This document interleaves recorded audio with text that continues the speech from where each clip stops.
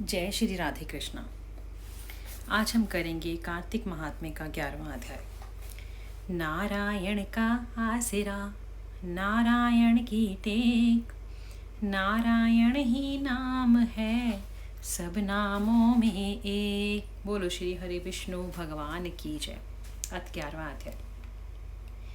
एक समय नारद जी श्री व्यास जी से पूछने लगे, हे व्यास जी, गृहस्थ आश्रम सब आश्रमों से उत्तम क्यों माना जाता है?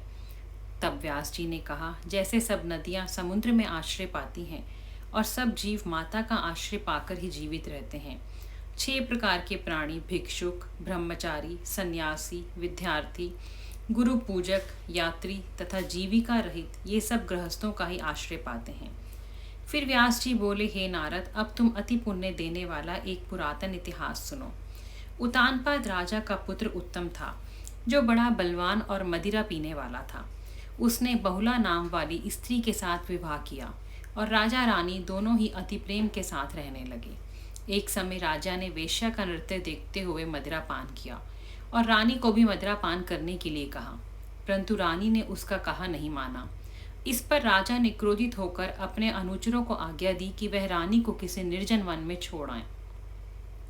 तत्पश्चात राजा रानी के वियोग में दुखित तो हुआ, मगर उसने दूसरा विवाह नहीं किया और प्रजा के पुत्र के समान पालना करता रहा।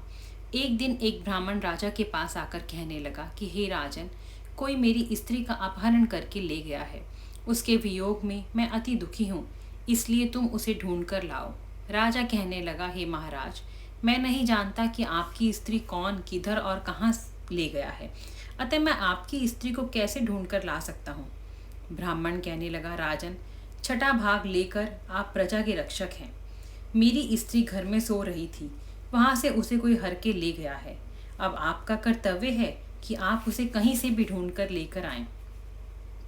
राजा कहने लगा, हे विप्र, मैंने तुम्हारी स्त्री को कभी देखा भी नहीं है। वह कैसे स्वभाव की है और कैसे रूप वाली है?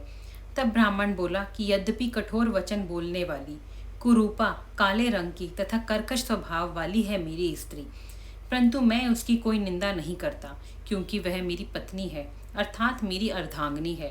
तब राजा कहने लगा कि जब तुम्हारी स्त्री ऐसी कुरूपा और क्रूर स्वभाव वाली है, तो तुम उसको लेकर क्या करोगे? मैं तुम्हें अति सुंदर तथा कल्याणकारी दूसरी स्त्री लाकर देता हूँ। ब्राह्मण कहने लगा, हे राजन, मेरी स्त्री मेरे धर्म और कर्म की अर्धांगिनी है।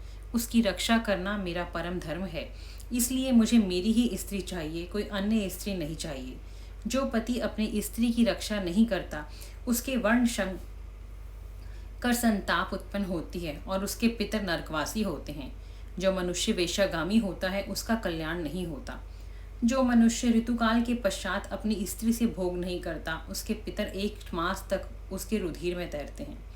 ब्राह्मण के ऐसे वचन सुनकर राजा अपने शस्त्र लेकर रथ पर सवार हुआ और चारों ओर घूम फिर उस स्त्री को खोजने लगा। कुछ दूर जाकर उसने एक आश्रम देखा, जहाँ पर एक महान तेजस्वी ऋषि कुशा के आसन पर विराजमान थे। राजा को देखकर भी उस ऋषि ने राजा का कोई आदर सत्कार नहीं किया और बोला, मैं जानता हूँ कि तुम राजा उतानपाद के पुत्र हो, मगर तुम यहाँ किस कारण से आए हो? राजा कहने लगा, हे मुने, ब्राह्मण के घर से कोई उसकी स्त्री को हर के ले गया है। मैं उसी की खोज में इधर आया हूँ, परंतु आपने अधर्य आदि कुछ भी नहीं दिया और न ही किसी प्रकार का सत्कार किया। इसका क्या कारण है? ऋषि ने उत्तर दिया, राजन, तुम अधर्य योग्य ही नहीं हो। इसके लिए उचित पात्र होना चाहिए, क्योंकि तुमने अपनी निरपराध स्त्री को वन में त्याग दिया है। जहाँ स्त्री का यह धर्म है कि वह तन मन से अपने पति की सेवा करे तथा उसकी आज्ञा का पालन करे, वहीं पुरुष का भी यह धर्म है कि वह अपनी स्त्री का यथोचित सम्मान करे। जिस घर में स्त्रियों का मान होता है, वहाँ पर देवताओं का वास होता है। जहाँ स्त्रियों का अनादर होता है, वहाँ कभी सुख शांति नहीं रहती। इतना सुन राजा बहुत लज्जा युक्त होने लगा और पूछने लगा कि भगवान, आप भूत, भविष्य और वर्तमान तीनों काल को जानने वाले हैं, तो कृपा करके यह बताइए कि ब्राह्मण की स्त्री को कौन और कहाँ हर के ले गया है। ऋषि कहने लगे कि राजन, आदित्य का पुत्र वलाक नामक राक्षस उस ब्राह्मणी को उत्पालवर वन में लेकर जा गया है और तुम वहां पे जाओ, उसको ढूंढ कर लाओ और ब्राह्मण का सहयोग कराओ। राजा ने मुनि को प्रणाम किया और अपने रथ पर सवार होकर मुनि के बताए हुए मार्ग पर जाकर उत्पलार्वत वन में जा पहुंचा। वहां जाकर देखा कि एक स्त्री राजा बिल ने खा उसको रही है। पहचान जैसा लिया ब्राह्मण ने बताया था और उसका कहा, हे रूप रंग कल्याणी, वैसा ही तुम था। कौन हो और इस वन में कैसे आई हो? ब्राह्मणी बोली कि मैं आधी रात ब्राह्मण की पुत्री और विशाल पुत्र की स्त्री हूँ। मैं अपने घर में अकेली सो रही थी और यह राक्षस मुझको हर के ले आया है। यहाँ लाने के बाद भी ना तो उसने किसी प्रकार का कोई कष्ट दिया और ना ही मेरा सतीत्व धर्म नष्ट किया। इतना होने पर भी मैं यहाँ अत्यंत दुखी हूँ। राजा ने कहा, हे ब्रह्माणी, वह राक्षस कहाँ गया है? मुझको तुम्हारे पति ने ढूंढने के लिए तुम्हें भेजा है। ब्राह्मणी ने कहा कि वह अमुक वन में गया है। तब राजा ने ब्राह्मणी के बताए हुए स्थान पर जाकर राक्षस को देखा। राजा को देखकर राक्षस उनके चरणों में गिर गया और पूछा कि मेरे लिए प्रभु क्या आज्ञा है? आप जैसा कहेंगे मैं वैसा ही करूँगा। तब राजा ने कहा, हे निशाचर, यदि तू इस स्त्री को अपने साथ लेके आया है तो क्या इसके साथ विवाह करना चाहता है? यह तो बहुत कुरूपा है। यदि खाने का इरादा है तो वैसा कहे। राक्षस कहने लगा, राजन, मेरे घर में अनेक अप्सराएं हैं। उनको छोड़ मैंने कभी किसी के साथ भोग की इच्छा नहीं की। मैं मांस भी नहीं खाता। मैं तो केवल पूर्व जन्म के पापों का प्रायश्चित कर रहा हूँ। इस ब्राह्मणी का पति राक्षस को मारने का मंत्र जानता है।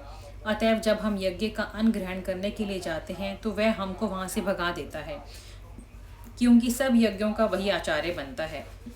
इसी कारण उस ब्राह्मण को दुखी करने के लिए मैं उसकी स्त्री को हर के ले आया हूँ, क्योंकि बिना स्त्री के पुरुष कर्म का अधिकारी नहीं होता। यह सुनकर राजा ने विचार किया कि यह राक्षस भी हमारी ही निंदा करता है।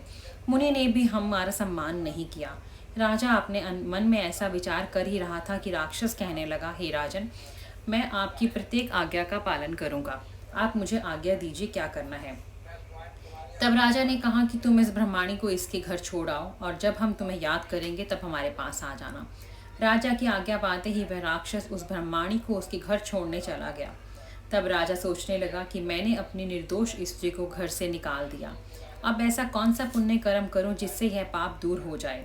तब राजा पुण्य उसे मुनि के पास गए, उनसे अपना कर्तव्य पूछा। मुनि ने कहा, हे राजन, पुरुष के लिए स्त्री धर्म, अर्थ, काम और मोक्ष सभी कुछ देने वाली है। स्त्री के बिना पुरुष को इस लोक में तथा परलोक में कहीं पर भी सुख नहीं मिल सकता। स्त्री चाहे कैसे खोटे स्वभाव वाली, मूर्ख, कुरूपा, रोगी और दरिद्री क्यों ना हो, पुरुष को उसका सम्मान करना ही चाहिए।